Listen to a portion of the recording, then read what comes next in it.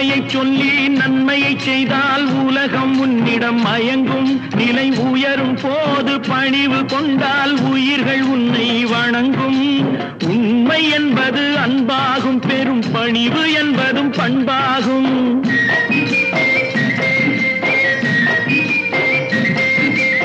உண்மை என்பது அன்பாகும், பெரும் பணிவு என்பது பண்பாகும். இந்த 4 கட்டளை அறிந்த மனதில் எல்லா நன்மையும் உண்டாகும், எல்லா நன்மையும் உண்டாகும்.